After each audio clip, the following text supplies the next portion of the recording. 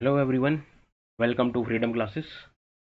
आज हम डिस्कस करेंगे प्रोडक्शन टेक्नोलॉजी, जो कि मैकेनिकल इंजीनियरिंग का बहुत ही कोर सब्जेक्ट है। और इसमें भी हम डिस्कस करेंगे मेटल कास्टिंग प्रोसेस। ओके, तो जो सिलेबस रहने वाला है हमारा, वो फुल गेट का सिलेबस रहेगा। गेट के सिलेबस के अकॉर्डिंग हम जो है मेटल कास्टिंग प्रोसेस को डिस्कस करेंगे। बट आगे चलने से पहले थोड़ा सा हम वेटेज के बारे में बात कर लेते हैं। तो ओवरऑल जो वेटेज रहता है, अगर बात करें फॉर गेट एमई के लिए, गेट एमई और मैकेनिकल पेपर के लिए जो उसका प्रोडक्शन टेक्नोलॉजी का जो वेटेज है, वो है 16 मार्क्स का। ओके, 16 मार्क्स का इसका जो है ओवरऑल वेटेज रहता है for GATE ME and for GATE PI. GATE PI PI का एग्ज़ाम होता है, इसके लिए जो वेटेज रहता है प्रोडक्शन का, वो रहता है 28 मार्क्स का। ओके, 28 मार्क्स का इसका जो है वेटेज रहेगा। एंड अगर हम बात करें नेक्स्ट मेटल कास्टिंग प्रोसेस की, ओके, तो जो मेटल कास्टिंग प्रोसेस में देखें तो, और metal casting, metal process, metal casting process की अगर बारे में हम बात करें तो इसका जो ओवरऑल वेटेज रहता है for GATE ME, GATE ME के लिए, मैकेनिकल के लिए, वो रहता है 1 to 2 मार्क्स का। 1 to 2 मार्क्स का वेटेज रहेगा। And for GATE PI, GATE production PI, production and industrial engineering, इसका जो वेटेज रहता है वो 3 to 4 मार्क्स का वेटेज रहता है। ओके, और इसमें जो है न्यूमेरिकल प्लस थ्योरी दोनों ही पूछ जाते हैं, दोनों ही इंपॉर्टेंट है। ओके, तो जो प्रीवियस ईयर न्यूमेरिकल्स हैं वो भी कवर करेंगे हम लोग, और थ्योरी तो कवर करेंगे करेंगे। ठीक है, साथ में अगर हम बात करें और इंजीनियरिंग सर्विसेज एग्ज़ाम, जो यूपीएससी का एग्ज़ाम होता है, ईएससी का, ESC exam, engineering services exam, इसमें जो वेटेज रहता है वो मेटल कास्टिंग प्रोसेस का वो रहता है 1 to 2 क्वेश्चन, मतलब 1 से 2 क्वेश्चन जो है इसमें पूछे जाते हैं ईएससी के एग्ज़ाम में। Similarly for ESC mains, ESC mains, तो जो मेंस का एग्ज़ाम होता है इसमें भी सेम वेटेज रहता है 1 to 2 क्वेश्चन का, मतलब 1 से 2 क्वेश्चन इसमें भी पूछे जाते हैं। ओके, तो ये है हमारा overall weightage metal casting process का और प्रोडक्शन टेक्नोलॉजी का for GATE exam and for ESC exam. Okay, तो आगे बढ़ने से पहले हम बात कर लेते हैं थोड़ा रेफरेंस बुक्स के बारे में। तो रेफरेंस बुक्स आप कौन सी एक रेफरेंस बुक लेके चल सकते हैं, बट एज ए पर्सनल मैं बताऊं तो मैं बुक जो यूज़ करता हूँ रेफरेंस के लिए वो है P N Rao, P N Rao volume, sorry spelling गलत होगी, Rao, RAO, Rao. Okay, volume 1 and volume 2। Okay, ये दोनों दोनों बुक्स जो हैं फॉर मैन्युफैक्चरिंग टेक्नोलॉजी, दोनों ही बुक्स जो है वॉल्यूम 1 एंड वॉल्यूम 2 बहुत ही बेस्ट बुक है। मैं अपने पर उससे बता रहा हूँ, ठीक है, एक्सपीरियंस से। तो ये जो है इसमें दो थ्योरी और प्लस न्यूमेरिकल्स दोनों ही अच्छे से कवर करे गए हैं। और देखा जाए तो प्रीवियस ईयर गेट के क्वेश्चंस जो भी हैं वो भी इसमें कवर करे गए हैं। और थ्योरी के लिए तो है ही बेस्ट बुक।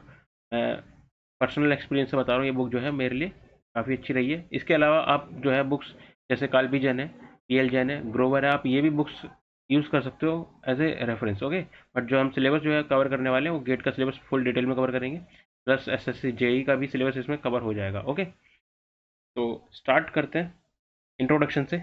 तो वैसे इससे पहले भी थोड़ा सा और चीज़ें बता दूं आपको कि जो जो हम डिस्कशन करेंगे वो थोड़ा सा स्लो ही करेंगे, क्योंकि हमको हर एक पॉइंट हर एक चीज़ को अच्छे से डिस्कस करना है। तो हो सकता है कि लेक्चर्स जो है वो थोड़े लेंदी लेंदी लेक्चर्स हो, ठीक है, और थोड़ा टाइम लग जाए हमको कवर करने में। स्टार्ट करते हैं इंट्रोडक्शन से। तो इंट्रोडक्शन टू कास्टिंग की अगर हम बात करें तो कास्टिंग जो है आप लोगों ने कॉलेजेस में करी होगी, बहुत सारे लोगों ने करी होगी, और बहुत सारे हो सकता है कि फर्स्ट ईयर में हो, सोच रहे हो गेट एग्ज़ाम देने का, वो भी आगे जाके कॉलेज में ये जो है कास्टिंग जरूर करेंगे। ओके, तो कास्टिंग प्रोसेस होता क्या है? Casting is a process in which the liquid molten metal is poured into casting cavity whose shape is same as that of casting to be produced. Allow it to solidify and after solidification the casting will be taken out by breaking the mold. Okay, यहाँ पे spelling mistake है, breaking, यहाँ ना ये breaking होना चाहिए, breaking the mould. Okay, तो होता क्या है इसमें, हमारे पास कास्टिंग कैविटी जो रखी होती है, कास्टिंग कैविटी जो होती है वो मोल्ड के अंदर बनी होती है, और उस कास्टिंग कैविटी के अंदर हम क्या करते हैं, जो लिक्विड मोल्टन मेटल होता है उसको हम फिल करते हैं। ओके, और फिल करने के बाद जब वो सॉलिडिफाई हो जाता है तो हम मोल्ड को ब्रेक करके जो हमारी कैविटी बनी हुई थी, वो शेप जो बनी हुई थी, उस शेप को हम निकाल लेते हैं। ठीक है, वो डिजायर्ड शेप है वो हमारी, ठीक है, वो रिक्वायरमेंट है हमारी। तो ये जो है हमारा कास्टिंग होता है। कास्टिंग काफ़ी लोगों ने घर पे भी करी होगी, किसी को पता हो किसी को ना पता हो। तो बट जब आप गर्मियों में क्या करते हो, बर्फ़ जमाते हो, आइस क्यूब्स जमाते हो, तो वो भी एक तरह का आपका कास्टिंग ही है। ठीक है, ओके। समझते हैं कैसे, कि जो आपकी आइस ट्रे होती है, ठीक है, जो आइस ट्रे है वो क्या आपकी कैविटी है, आप उसके अंदर क्या करते हो, पानी को भरते हो, ठीक है, वाटर को फिल करते हो। और जब वाटर फिल करते हो तब उसको क्या करते हो, फिल करने के बाद उसको आप रख देते हो फ्रीज़र में सॉलिडिफाई होने के लिए। ठीक है, तो सॉलिडिफाई हो जाता है, उसमें वाटर में से क्या होता है, हीट निकल जाती है। जब हीट निकलती है तो क्या होता है, सॉलिडिफाई हो जाता है, जम जाता है, उसका टेम्परेचर गिर जाता है। ठीक है, जमने के बाद जब वो जम गया, वाटर सॉलिडिफाई हो गया, तो क्या बन गया आपका, डिजायर्ड शेप बन गया, आइस क्यूब्स बन गए। तो इसी तरीके से भी हम मेटल कास्टिंग इसी सेम प्रोसेस से करते हैं। ओके, यहाँ पर भी क्या कर रहे हैं हम लोग, लिक्विड मेटल को हम पोर कर रहे हैं कैविटी के अंदर, और जब वो ठंडा हो जाता है तब हम क्या करते हैं, उस डिजायर्ड शेप को बाहर निकाल लेते हैं और हम उस पर वर्क करते हैं। ठीक है, जो भी है, तो ये हमारा कास्टिंग प्रोसेस होता है। इसी तरीके से जो है कास्टिंग प्रोसेस को हम डिफाइन कर सकते हैं। ठीक, तो यहाँ डेफिनेशन लिख रखी है, और यहाँ पे डायग्राम भी दे रखा है कि कुछ टर्म्स यहाँ दे रखी है, जैसे ओपन राइजर क्या होता है, कोप क्या होता है, ड्रैग क्या होता है, पोर क्या होता है, मोल्ड कैविटी क्या होती है, runner, well gate, parting line, choke, sprue, flask, pouring basin, इन सब के बारे में हम डिस्कस करेंगे, डिटेल में डिस्कस करेंगे। ठीक है, फिलहाल तो ये डायग्राम दे रखा है, इसको आप समझ सकते हैं। ठीक, बट आगे चलने से पहले अगर मैं बात करूँ मोल्ड का, तो मोल्ड क्या होता है, तो मोल्ड में भी, sorry, mould can be made made by sand, sand का भी बन सकता है मोल्ड। ओके, ये प्लास्टर का भी बन सकता है, plaster, plaster, ceramic and metal. Okay, तो जो मोल्ड है आपका वो सैंड का भी हो सकता है, प्लास्टर का भी हो सकता है, सेरामिक का भी हो सकता है और मेटल का भी हो सकता है। सैंड का होगा तो सैंड के केस में हम क्या करेंगे, मोल्ड को तोड़ ही देते हैं। ठीक है, प्लास्टर केस में कई बार तोड़ भी सकते हैं और नहीं भी तोड़ सकते हैं। ठीक है, डिपेंड करता है वो सिचुएशन के ऊपर। ठीक, तो जो होता है, हम ज़्यादातर जो मेनली हम यूज़ करते हैं वो सैंड का मोल्ड होता है। ठीक है, जब बहुत सारी हमको क्या शेप्स बनाती हैं, बहुत सारी कास्टिंग करनी होती है, तब कई केसेस में हम क्या करते हैं, मेटल का मोल्ड लेते हैं। ठीक है, पर ज़्यादातर केसेस में हम सैंड का मोल्ड ही यूज़ करते हैं। ओके, तो अब हम बात करते हैं यहाँ पर, ये तो हमारी डेफिनेशन होगी। अब यहाँ पे एक वर्ड है लिक्विड मोल्टन मेटल। ओके, इसको हमको समझना है कि लिक्विड मोल्टन मेटल क्या होता है। अगर हम बात करें मेटल मेटल की, अगर हम बात करें मेटल, मेटल कुछ नहीं है आपका, जैसे मेटल जो होते हैं, एल्यूमिनियम हो गया, आयरन हो गया, ठीक है, और मैग्नीशियम हो गया, ये सारे के सारे आपके मेटल हैं। बट हम जो यहाँ पे यूज़ करते हैं ज़्यादातर, हम एल्यूमिनियम, आयरन और स्टील वगैरह जो है ये यूज़ करते हैं। ठीक है, इन ये जो मेटल्स हैं इनका यूज़ होता है कास्टिंग प्रोसेस में। ठीक है, तो अब यहाँ पर मेटल को क्या करेंगे, हम इसको हीट करते हैं, और हीट करते हैं और इसको हम मेल्टिंग पॉइंट पे लेके आते हैं। मेल्टिंग पॉइंट पे लेके आते हैं, जब ये लिक्विड फॉर्म में कन्वर्ट हो जाता है तब हम इसको पोर करते हैं कैविटी के अंदर, ताकि ये सॉलिडिफाई हो जाए और जो शेप है हमारी कैविटी की उसको गेन कर ले। ठीक है, तो अब हम बात करें मेटल की, मेटल को हम क्या करते हैं, इसके हम मेल्टिंग पॉइंट तक इसको हीट करते हैं। ठीक है, तो लिक्विड मेटल, मेटल चेंज किस में होता है, लिक्विड मेटल में चेंज होगा। तो लेट एक एग्जांपल लेते हैं आयरन का। ओके, तो आयरन का एक एग्जांपल लेते हैं।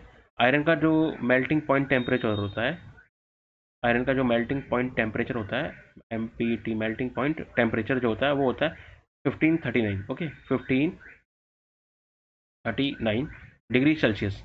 तो इसका जो है ये मेल्टिंग पॉइंट होता है, मेल्टिंग पॉइंट टेम्परेचर होता है 1539 आयरन का।